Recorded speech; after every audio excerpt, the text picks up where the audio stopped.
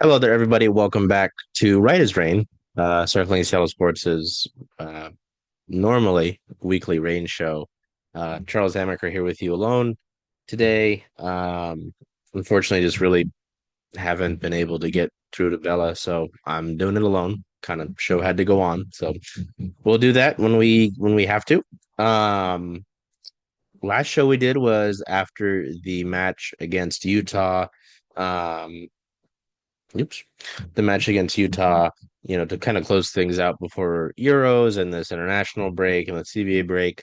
Um, a good amount has happened since then. So we're gonna get up to speed with the Reign with some mid-season transactions that they made, with a few other pieces of news and information, some stuff that I saw from training today, and then preparing for Sunday's international friendly. So um we'll start with the mid-season moves here. The Reign made a flurry of moves.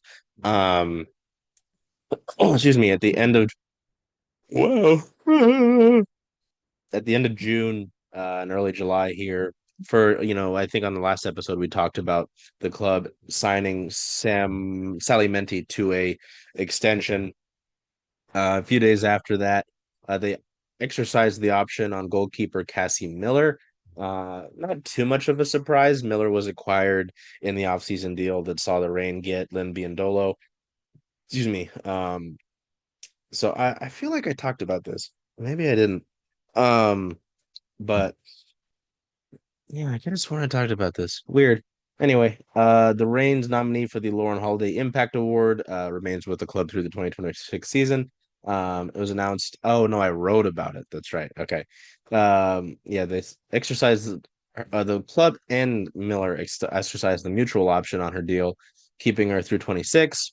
Leslie Gallimore talked about not only Miller's impact on the field, right, as the club's backup goalkeeper behind Claudia Dickey, but off the field as well. And this quote from the release, Cassie made an immediate impact at our club, both on and off the pitch, despite the setback of an injury that placed her on the 45-day injury list, where she still resides. Her presence has been undeniable. Her competitiveness, positive disposition, and unwavering dedication to being an elite professional have lifted our locker room. Her commitment to community engagement has also not gone unnoticed, earning her the honor of being our Lauren Holiday Community Impact Award nominee. Cassie embodies the spirit of our club, and we're proud to continue this journey with her. So you hear stuff like that, talking about her impact off the field. It's not surprising, you know. Um, she's yet to make her debut. She suffered that injury in training. I remember seeing that at training. I was like, wait, why is she what's happening? Um, yeah, she was placed on the 45-day injury list back on June 3rd. 6-year NWSL vet. Started in 31 matches in which she's appeared in, recording 11 clean sheets and 81 saves across the three NWSL clubs she's previously played with. In her second year with Chicago back in 2021, she helped the team uh, all the way to the NWSL Championship, posting back-to-back shutouts in the playoffs, which is a big deal. Her community work is already big in the Pacific Northwest. Is being traded here back in December. The Arizona native was named the Reigns nominee for the 25 Lauren Holiday Impact Award presented by Nationwide, which, if you don't know, honors players who are making meaningful contributions in their communities. She was recognized for her work with the Nick of Time Foundation, which is a Seattle area nonprofit dedicated to improving youth heart health through screenings, emergency preparedness, as well as life saving education. So that was really cool to see. So unsurprising. I mean, they lock up um their backup goalkeeper for another year, behind Claudia Dickey. Next one, which I wasn't sure if this was on the horizon, but it makes a lot of sense given the year that she's had and kind of um oof, keeping the younger players under contract for the long haul, right? Was on the same day the club signed midfielder Sam Meza to a 3-year contract extension through the 2028 season. Um, the second year midfielder and 17th overall pick in last year's draft, the last draft that the NWSL is ever going to have, signs that deal. Um, mm, mm, mm, mm, mm, mm. In the release, General Manager Leslie Galmore said, since her loan to Dallas Trinity in the USL during the second half of 2024, she has truly taken the reins of her career. Yeah, she has. Um, we believe she's only scratching the surface of what promises to be an elite and long career in this game. Yeah, I'd agree with that. Um, yeah, it was interesting. I feel like we've talked about Sam a few times on this show, but she made her Reign debut during last year, the NWSL X Liga Emeki Femenil Summer Cup before going on loan to Dallas Trinity. It made sense given the midfield options that they had, behind Jess, behind G. She wasn't getting a lot of playing time. And they wanted to get her more minutes. They wanted her to grow. They said, "Hey, this season's already not going super great. Why don't you go down there, go back home, and get some more minutes?" And I feel like the last episode we were talking about a bunch of contract options. That's right, and the roster with Bella. Um, since returning, obviously she's really gone up. I think she didn't get much playing time in the first three matches or so, but since then she's really rocketed up and been huge for the club in the midfield. Um, she's appeared in all 13 matches this season, including 9 starts. That's right, she wasn't getting starts. And it's just one of 6 players on the club to feature in every game so far this year. She just 23 years old, leads the team with 2 assists, 47 tackles, and 29 tackles won. Her 47 tackles and 29 tackles ranked third and fourth in all the NWSL respectively. Um, so yeah, no, when she was on loan with the Trinity in the USL back in 2024, she scored 2 goals in 13 matches and earned Player of the Month honors in November, having played all 360 minutes that month and helping the team to an undefeated 3 wins, 1 draw record. So yeah, no, it's not surprising with Meza. Um, it was kind of funny. Right, the day this was signed, by the time that happened, she had just earned her first U.S. Women's National Team cap and had her first senior national team call up. So it was like we've talked about the summer of Claudia Dickey, the year of Claudia Dickey. That was the week of Sam Meza, funny enough. So it's been really fun to watch Sam. Just so long has been like the engine, not only of the team, but not only the midfield, but obviously the team as well. It feels like Sam has been that this year, which with just dealing with injury and obviously preparing for Euros. Excuse me. Um, it's not it's interesting to see that to see someone else kind of take the reins. It's a bit odd because you get so used to Jess and her voice, literally hearing her voice at times. I could hear her yelling um on the field when the matches were at Shaney Stadium. I could hear it from the press box, which was funny. um you know so no, not surprising at all. Another player that's locked up for a few years. I'll pull up the contract links here to have that ready. But it didn't stop there. So interestingly enough, had to kind of look at this um on my own on Spot Track. Spot Track's a great tool that you can use for a bunch of the professional leagues in the United States: NFL, NBA, MLB, NHL, WNBA, MLS, NWSL. There's a few more, I believe, on here. Yeah. Um, but I don't, I think until not until recently they've no recently they've started to be more helpful for this, but you can look at the transaction log in around the league in general, and that's not really something. Sometimes we'd have to wait to hear from PR or ask PR about these moves. So it's interesting. um Excuse me. There was the Miller option that was extended, and there was the Sam Meza um extension. And so the next day, wait, were we on the 30th? Yes, we were. The next day, uh, 2 defenders had their options for next year declined, um, and Lily Woodham and Hannah Gloss. So Woodham's option declined for next year, and Glass had her option declined for next year, which it's interesting with both, but maybe not entirely. I wouldn't say it's surprising just given the depth that they've got defensively. Um, with getting Ryan Brown back, having the year that Maddie Curry has had, getting obviously Sophia Huerta back, um, Shea Holmes, Lou Barnes, like we can go through the defense. Seattle just unfortunately has better options right now. Not on, excuse me, not unfortunately, but that's just reality of the situation. Um, and so I'll be interested to see if this means they're going to work something else out. But yeah, people were wondering what would happen with Lily Woodham. I had kind of wondered what year this would be for Hannah Glass, considering that she retired from her professional career to focus on the club career, and she really hasn't done much of anything with the Reign so far this year in terms of appearances. So, yeah, Lily Woodham, Hannah Glass, both of them had their options declined for next season. So once this year is done, they're out of contract with the Reign. On the first, she was Sophia Huerta was officially returned to Seattle from loan. So is Lily Woodham. So and obviously Lily Woodham's with Euros right now, so it'll be interesting to see what the decision is there with that and how that all goes out. But yeah, then things got quiet for a little bit. For 8 days, things got quiet. And then on the ninth, things started to chug along a little bit. So, we're gonna have to start seeing things move along here.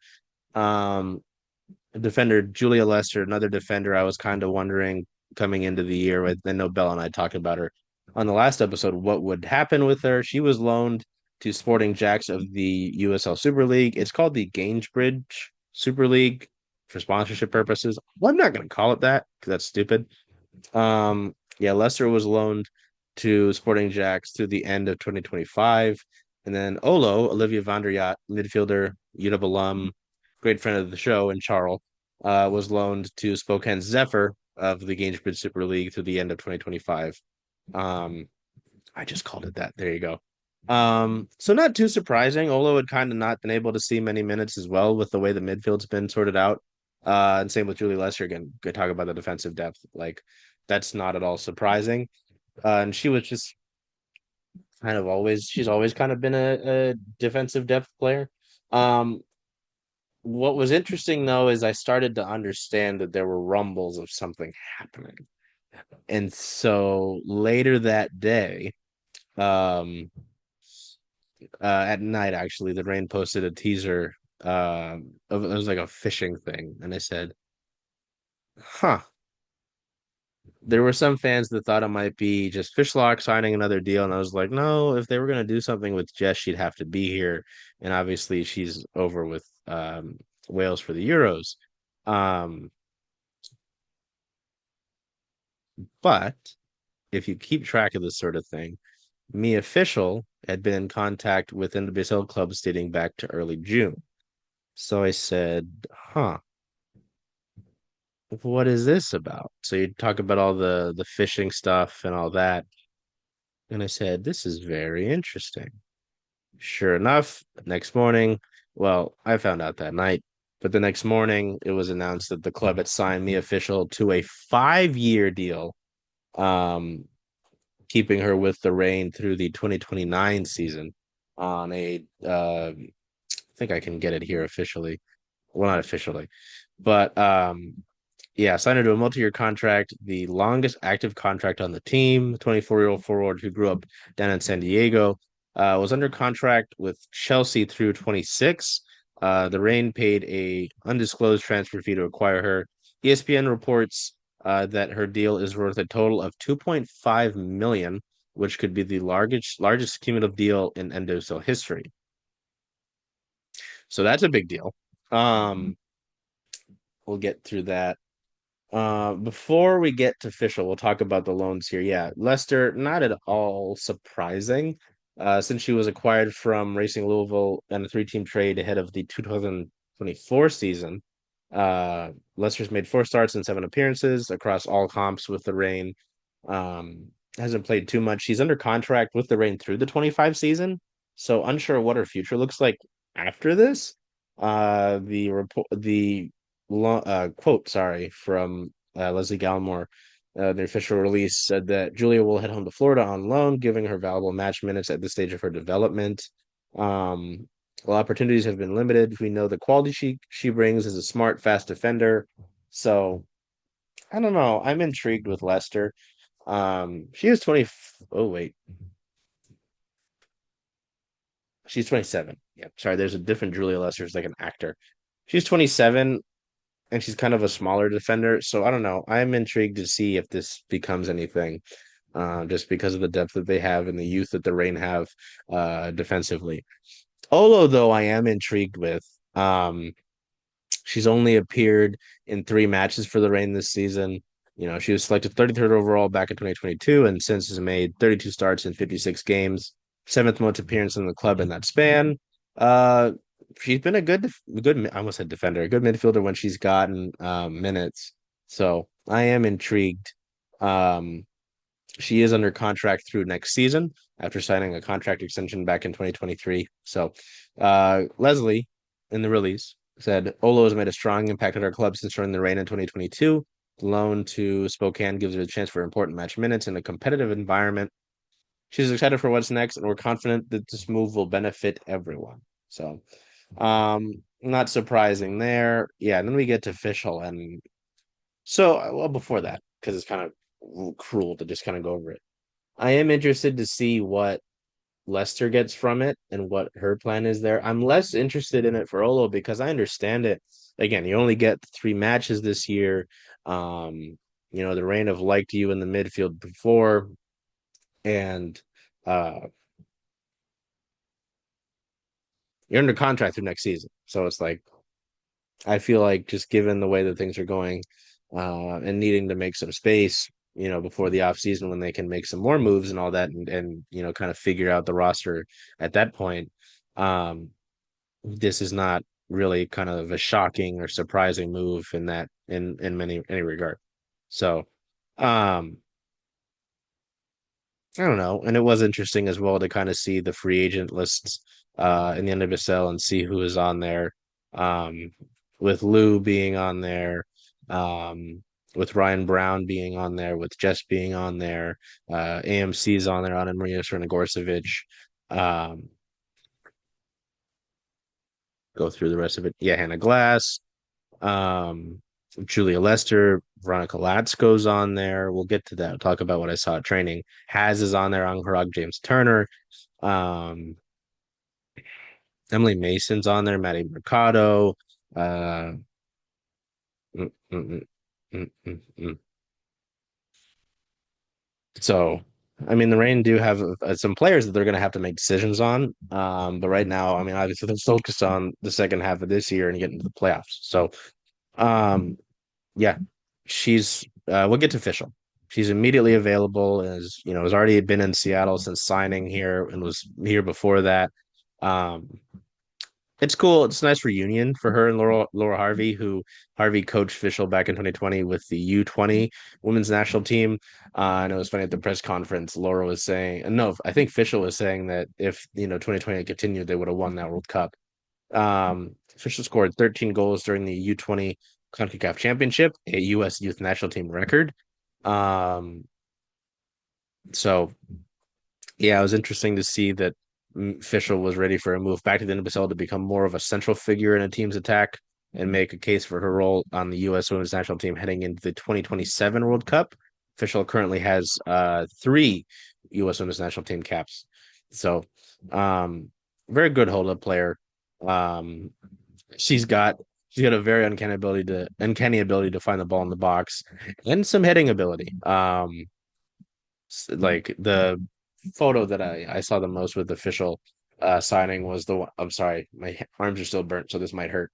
Um, the fin celebration, that header goal was just brilliant. Um, and something that Laura would love is her as Fishel's defensive tenacity. Like she's gonna love that. Um, so it'll be really fun to see that, bringing her quality. Laura always talks about quality. She even looks at some of the folks in the Reign press group and is like, hey, um, I talk about quality all the time. I'm like, yes, you do. Um, and the Reign, it's been interesting to see what they do with the center forward position. Bill and I talked about it, just probably wanted to see more from the players on the roster, not necessarily thinking that they would do too much to add. And obviously, we're wrong with that. I'm not mad at that at all. So um, that'll be fascinating to see. Um, so, mm, mm, mm, mm. Mm-mm. Yeah.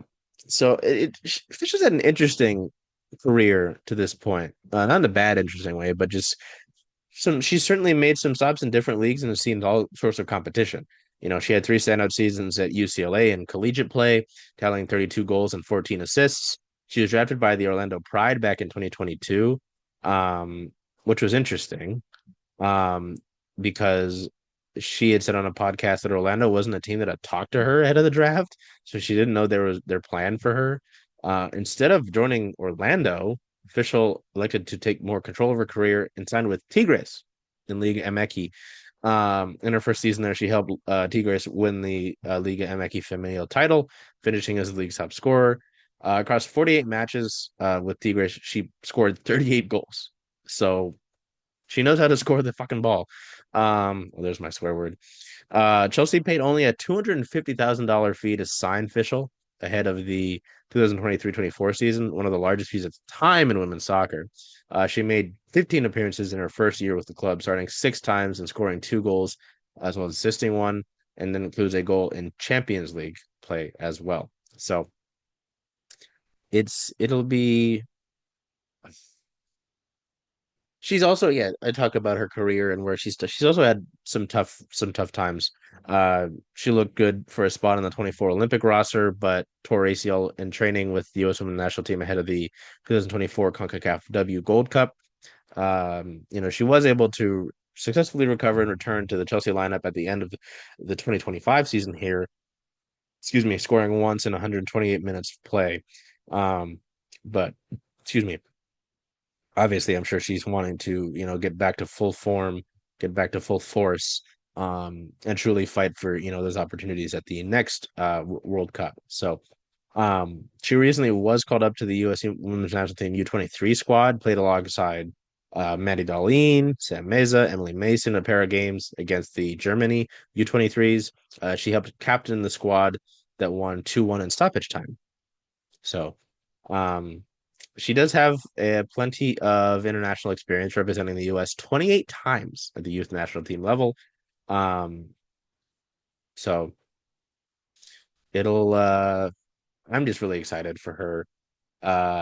Seeing her around a few times, being at the introductory press conference. She was at the last Sounders match against Colorado. They introduced her there, which was really cool to see with the partnership, kind of, show off the big signing. Um, she was on Fox 13's Washington Sports Wrap. Mia seems very humble. I know that's something that coaches and players, coaches and teammates have said about her, so it's not surprising. But she does seem very humble. She does seem very down to earth. Um, so it'll be interesting to, she's already someone that's fun to cover right off the bat, and she hasn't played a match yet for the club. If she's in the friendly match against Urawa on Sunday, that would be the first time that folks would have the opportunity to see her play. But sorry. um, it just adds more quality up top. That's something that we've been looking for with the Reign, and now they get that. So it'll be very interesting to see how Laura Harvey and the coaching staff slot out the lineup, how they handle the top, the attacking squad. But the one takeaway that I had for this, with Meza signing an extension, with Menzi's extension before that in the last episode, and with Fishel, you've got some important players at least signed through 27. Emeri Adames is signed through 27. Well, I'll just go through the players listed through 27. Adames, Lynn Biondolo, Maddie Curry, Maddie Darlene, Claudia Dickey, Mia Fishel, Sofia Huerta, Ainsley McCammon, Sally Menti, Sam Meza, um, and Jordan Heidema has a mutual option. Jordan Bug has a club option.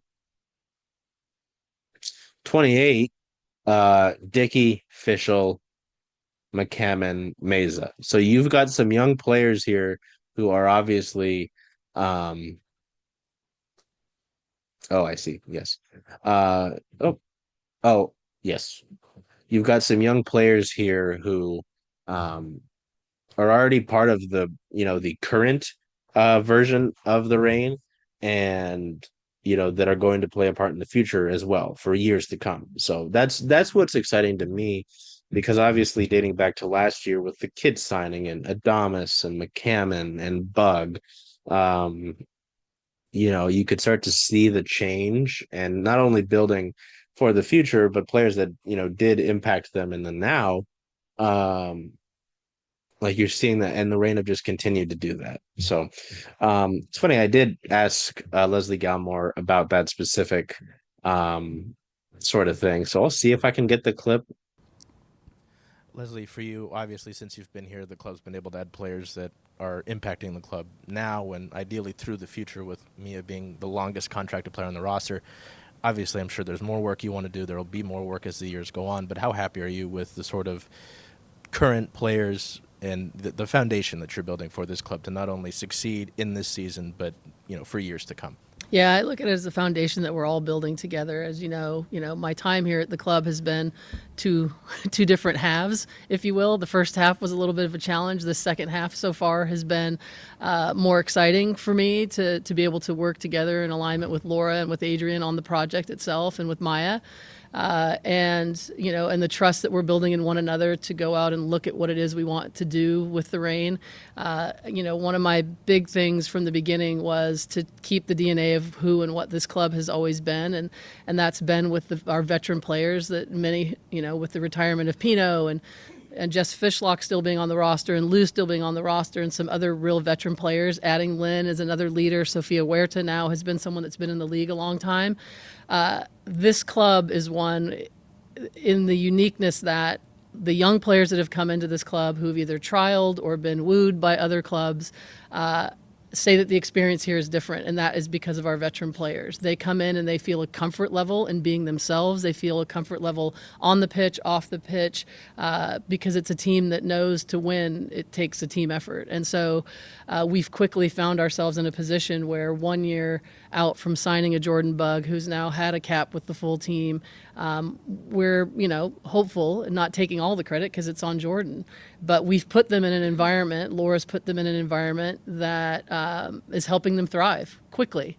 And our players, their teammates, are helping them thrive. And to me, I think that's the most exciting thing about this club at this moment is we can see the progress. We can feel the energy and the culture building in a positive way. And I'm happy to be a part of it. And I'm thrilled that Mia believed in, that with us. And now she knows. And again, I'll go back to it. She wants it on her. So, she knows, and as any player does, that at the end of the day, it's us putting them in the environment, supporting them in the right ways, listening to them, communicating on a daily basis as to what their needs are, but at the same time, letting them go and saying, okay, you're here, let's do this. And that to me is thrilling. But, it is really cool to see that. So. Whew. Before we continue, we'll stop here to do our little Right as Rain weekly guest. This week, forward Emeri Adames, who was named to the June NWSL Best 11, joined the show, was with her at training today, so I'll include that clip right about here. So Emeri Adames, how has training been like for you? I feel like you are more accustomed to the heat. Yeah, Seattle's not, so I guess how has training been for you since coming back from being with the U.S.? Yeah, I think like you said, the heat, it was hot. We were in Denver, which was crazy. The elevation was so high, it was so hard to breathe there. And then straight from there I went home to Dallas, and the heat is quite unbearable there. It's kind of crazy. So coming back here, I'm like, wow, it feels great. Everybody's like, it's so hot, I'm sweating so bad. I'm like, I feel amazing. You feel this breeze. But yeah, no, I'm feeling great. I'm glad to be back with the team. I think we have some good new additions, and it's fun, and I'm excited for the whole team to be back together. Has your mentality going into any of those U.S. camps changed at all? Because I'm sure anytime you go into a camp, you're wanting to learn, you're wanting to, showcase yourself the best. But I don't know, has your mentality going into them changed at all, or is it's still the same, just trying to learn and grow yourself? Yeah, no, I think this last camp was my first U23 camp, so it's a whole new group of girls, whole new group of coaches, so it was a lot of learning for me. There was a lot of new stuff to learn, so I was really just focusing on that and just showing myself because, you know, they've never seen me at a camp before, these specific coaches. So, yeah, I was just trying to be myself and, you know, meet some new people, but it was good. You mentioned the additions. Obviously, Mia's over there. Yeah. What is that like? Because I know for you, you know, I know we talked to you at the event at KXP when the anthem got announced, and you talked about how much you had worked in the off season and how you kind of matured. Yeah. I'm interested. This is a media thing, so you can correct me if I'm wrong. But I'm sure you're excited, right? Because you get a quality player. It adds to the group. You're going to compete, but also as another forward. How do you view that? Because it's like I'm sure the competition will make you better, right? How do you view a new addition like that, where it's your same position? Yeah, I think it's exciting to play with her and to like learn stuff from her. You know, she's been with Chelsea, she's been with Tigres, and I think that's like someone with very specific, you know, things that she's gone through that we don't have on this team, and she's a very specific player that we don't have. So I think it's going to be a great addition, and I'm just really excited to play with her and get to, you know, we did a little bit today, but it's really nice to play with her. I like it. I think one of the other, in a similar regard, you know, at the KXP event, I might have asked you, or someone else did, but talking about with some of the more veteran forwards, it's crazy to call Jordan a veteran, but, you know, you talk about these players who are playing different situations, different leagues, so on and so forth. How do you, as in your personal experience, manage, like, trying to not ask too much, trying to, like, I'm sure you want to soak it up, right? Not just being like, every day, hey, how's this? How do you, is there a good balance, or just because you're on the same club, you see each other nearly all the time? Yeah, I mean, you're like able you to said, balance it. We see each other every single day, every locker room, everything, so it's really easy to ask them questions in any certain situation. When it happens on the field, like, we have great people to just ask from, or when I'm playing with Sophia Huerta on my side, like, it's so easy. She'll, even if you don't ask her, she'll tell you, so that's great. But yeah, I just really love learning from them and soaking it all up. I've noticed the goal on Megan's jersey retirement night, I guess, is technically credited as an own goal. I think that's ridiculous. But it seems like, so if I'm counting that, personally, I count. Thank you. The three that you've scored in the NWSL have all come in the 70th minute or later. Do you just have a flair? One of them, I did this after the one you scored this year, and I was just like, it seems like she's got a flair for the late game heroic. Is that so? I don't think it's. I guess it's not something you've noticed. No, it hasn't. But now that you say I was gonna say, even Utah, both my goals were later. Yeah, I was crazy. Like, so is there? I guess, is there something to turn it on extra at the end of the match, or I think it's easy for anybody to like gradually build into the game, so maybe it's that. But also in Utah, there was a chance I should have scored early, so you know, it'll come. That's my goal now. Now that you said that, to score in the first half, that's my goal. So when we get you post game the next match, okay. Okay, that is. I swear, I looked at the specific. I was like, where do we go here? Okay, good to know. And I guess, you know, kind of go back to the growth thing. I know we're kind of at the midway mark.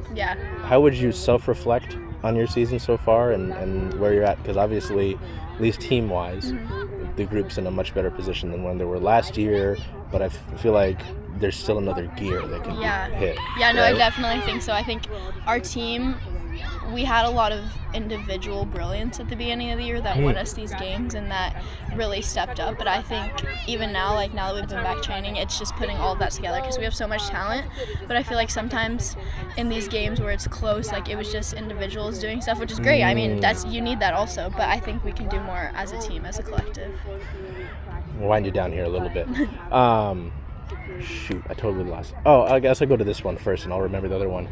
This is, I guess, oh no, I remember. Sorry. Okay. No, you're I will good. cut this part of it out. You're but, good. You know, what was so interesting with the Reign last year is having you sign Ainsley, right? This youth movement for the club that's been talked about, and obviously this year, because you didn't age a ton, obviously, in a year. But, like, the Reign hasn't really done that before your wave of players. And obviously, you know, especially in the NWSL, you want to make sure that you guys are taken care of, that you're given the right tools to succeed. Yeah. How happy are you with the way that the Reign as a whole have been able to, you know, welcome you in, you know, as a player that's, you know, again, you're still relatively young. Yeah. And just to help grow your career, but your career and you as a person. Because, again, I'm sure new place and all that can be a little bit frightening. How happy are you with just the process so far? Yeah, I think obviously it's hard for any young player to move cross country first time. Like, it would have been the same in college where you have to go be away from your parents. And in that aspect, our team made it easy because they're so great and they're so welcoming and homey. I love our team. I think the soccer side, I definitely needed to mature and grow, and I'm glad that they gave me that opportunity to do that and show myself on the field. So I'm just really excited for the rest of the season, really. And I guess my last one will go less soccer, Okay. a little less serious. Okay. Have you been able to explore the area at all? Because we're in the prime time for Seattle right now in the summer. I know it'll be when the season ends, 2 years for you here. Have you been able to explore anything? What are your favorite aspects of Seattle off the pitch? Yeah, I think me and my best friend Sophia went on a hike. Okay. We went to Rattlesnake Okay. Ledge, Yeah. and that was so beautiful. And it's just nice. Me and Jordan, Buck, sometimes we'll be like, I'm bored, let's just go drive. So she'll drive in her car and we'll just drive random places and find places. But it's so fun. Yeah. So you heard from Emeri there. It's fun. I always try to do those little quick ones. I try to not do anything super crazy with them when the players join the show. I want it to be a fun thing for them and, more laid back than anything else. So, we'll talk about Emeri and another one of the younger players being named to the June NWSL Best 11. Emeri Adames and Jordan Bugg were both selected to the Best 11 for the month of June for their impact during a challenging month of 3 straight road matches across 3 different time zones. As the Reign had to play on the road there. So the 4 of them, the defender, were named to the NWSL Best 11 for their performances. Adames earns her first ever Best 11 selection, while Bugg earns her second of this year. Emeri is 19, Bugg is 18, the 2 youngest players selected among this month's Best 11. Those two and their performances helped the Reign remain unbeaten with a 3 consecutive road matches across 3 time zones. The Reign were unbeaten across that stretch. 2 wins and a draw, outscoring opponents 8-4. Both players started in all 3 matches, with Bugg playing all 270 minutes and Adames just under that with 246 total. The 2 second-year players combined for 4 goals, including a game-winning goal by Adames in San Diego and a game-tying goal by Bugg in Chicago. Adames finished the month with 3 goals, including a brace in Utah, becoming the second youngest player in NWSL history to record 2 goals in a single match. Bugg anchored the Reign defense with 15 clearances, 2 duels won, 8 tackles, and 5 interceptions across June's 3 matches. Her 89th minute equalizer in Chicago completed a dramatic 2-goal comeback at Soldier Field. Both players were also recognized on the international stage in June. We've talked about it a little bit. Adames received a call-up to the U.S. U23 women's national team training camp, while Bugg was the youngest player named to the U.S. women's national team in her first ever selection. So, again, it's, talking about the young players, it's really exciting to not only see them, signed to longer term deals with the club, but also,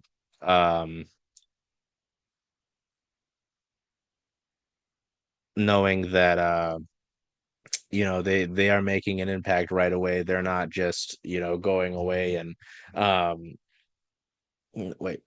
they're not just, banking on the potential of later. They are making an impact right now. So, I am quite tired. I'm recording this at 1 a.m. But no, so it's really cool to see. We'll take a peek over to the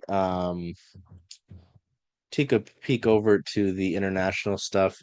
And I'll talk about training.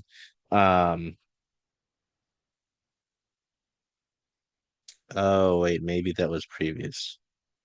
So I'm thinking back now about Emeri's goals. Oh, after the 60th minute now. Yeah. So I said in the thing, all of her goals have come in the 70th minute or later. With the Utah match, now it's the 60th minute or later, which is still those are important times of the match because so her goals against Gotham, the 71st minute, March of this year, San Diego, the 88th minute, Utah 66th, and then 90 plus 1. So all 60 plus. And then, like I said, if you include the one against North Carolina and the Megan Rapinoe jersey retirement match, which I do, that one was nearly at the death as well. So, but yeah, so Switzerland advanced to its first ever quarterfinal match in the Euros with Anna Maria Srnogorcevic. Don't know. Sornovagorsevich subbed on to pitch at halftime in, a match where they were able to play to a draw against Finland. Don't know if Anna Maria's been able to do too much. Yeah, the win and the draw that they've got was enough to send them through the quarterfinal from second place in Group A. Next, the group will take on Spain or Italy, which is dependent, I believe, on a match that's actually gonna. Oh wait, oh no, that was last week. Yes. So yeah, that is pretty cool. Mm-mm-mm. So goodness gracious. Well, that's what I've got for this week. Oh no, training. That's right. So yeah, they had open media training today on Thursday. Sorry, totally blanked there. Had someone there was a season ticket holder training that they held on Tuesday where season ticket holders could come out. And we had one season ticket holder in particular, I guess, who was a little excited. I posted today, they were at training and we were going to have notes. Like there was a bunch of Salmon Bay players, Salmon Bay FC in the USL League 2, as well as some other, USLW League and some other USLW League players there for training. Veronica Latsko is starting to get back into training. She was on the field doing some work, some physical work on the side. Cassie Miller was out there doing some work early. She works back off the 45-day list. Ryan Brown, um, I'll include the audio with Scott Parkinson. Ryan Brown's at the last little end of her recovery from her ACL injury. Lou Barnes should be ready to go in about a week, from what Parkinson said. Um, so probably obviously once you're against Urawa. Um, and I believe everyone was at training for what PR told me, except for the players at the Euros, Ji So-yun, and Lynn Biondolo, not including, because of course the players who are on loan and Leicester, Leicester, and Olo. So, yeah, we had one season ticket holder in our Blue Sky comments who was like, "This is what I reported yesterday." I'm like, "Well, you're a fan, so you're not really reporting anything." And I don't know if this season ticket holder thought I was just like copying and pasting what they saw. I'm like, buddy, it's not how this works. Anyway, yeah, no, it is. I just, it was cool to see Mia Fishel continue to get integrated. Saw some stuff on a potential. I don't know. It's interesting. They kind of switch around um some starters, but one thing I did want to note on was that Laura Harvey is not with the club currently. She will be back for the friendly. I think she's flying in Saturday night, but she's in Switzerland actually for this like exclusive coaching mentorship program where she's like one of 12 coaches uh to help mentor some of the up and coming coaches in the world, which is pretty cool. So Scott Parkinson instead been leading it, and I asked him about that. So I think I'll include the audio of that in here. So all right, yeah, how you feeling? Excited for Sunday? Yeah, can't wait for it. I think anytime we can get an international team here that plays a little differently, sees the game a little bit differently, throws us a challenge that the NWSL might not. I think it's exciting to see something different, feel something different, and they're a quality opposition. They've always been good, always will be good. So yeah, we're excited. Yeah, what are you expecting? I mean, they've had some success in their own league the past 3 years. So what are you expecting differently from them versus your NWSL competition? They're just very possession orientated. They love to keep the ball. They love to pop it around. They've not shown to be like a high pressing, like wild team that's just going to press you for 90 minutes. They're a little bit more organised and structured. So I think, yeah, just complete structure with and without the ball, which is in the NWSL. We're probably just a little more frantic, a little bit more transitional, a little bit more rock and roll. So, but they can score, they can possess, they can hurt teams. So maybe they just find ways of hurting you that we don't see all the time. Just what's it been like having Sophia Huerta back? I know obviously she's coming back from OL and getting married, but just what's it like having Sophia back in training and seeing her again? Yeah, no, it's great, and she's been like a duck to water. Obviously, she knows the place, she loves the place. It's been pretty seamless. Obviously, really experienced now, proper experienced pro, which I think she feels now, especially with this young team she's come back to. So yeah, it's just great to hear her voice, have her push the group, have her be there for a lot of the younger players, especially in and around their position. So yeah, Soph always brings a great energy, and it's definitely here.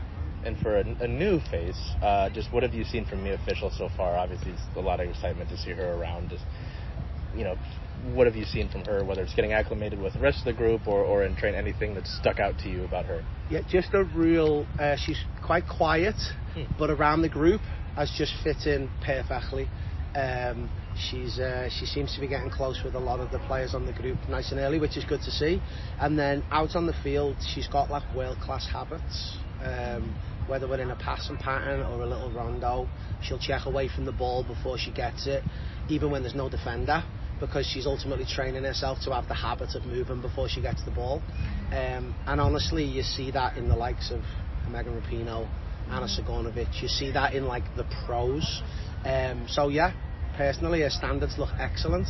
Adds a ton of competition to the team, and hopefully she can contribute with some goals. I know being like the leader of a training isn't new to you, but what's it like for you to be able to work with this group while Laura's away? Oh yeah, it's honestly it's exactly the same. Laura's created just the best framework and environment for any of us to just come in and just pick up wherever she leaves off. So we've been in contact every day. We've coached what she wanted to be coached. We've pushed what she wanted to be pushed.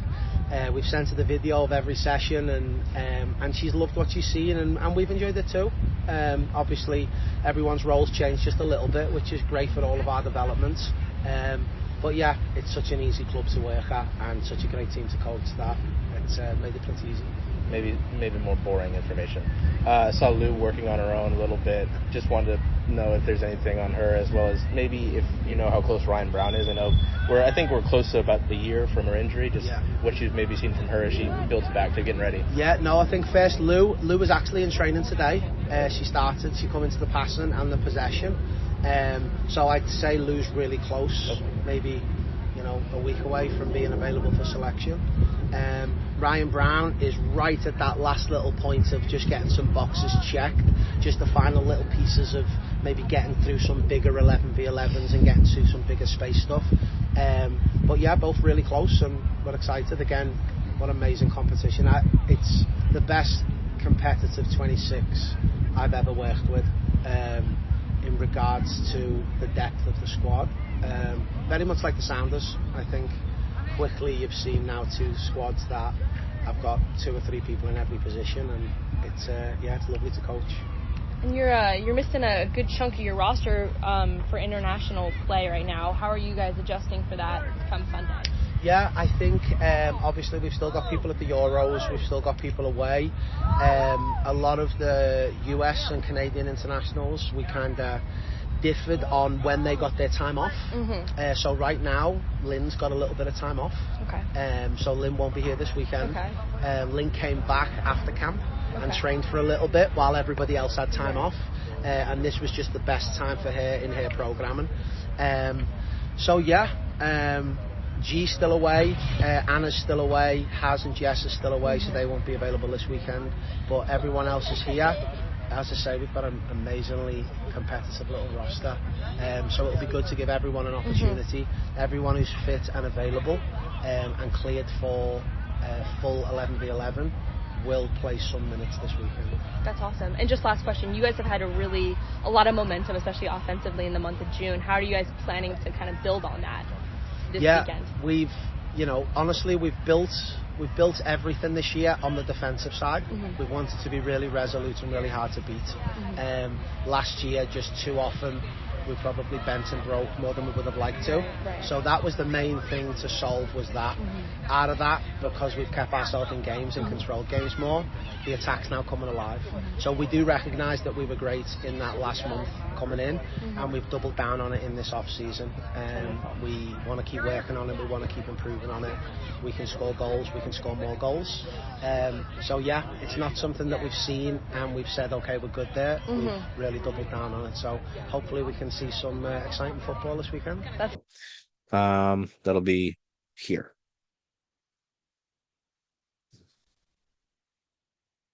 So that'll do it for this week. Yeah, Sunday against Urawa in that international friendly. So I pull this up. Oh, no, I don't want Ticketmaster. No! Please.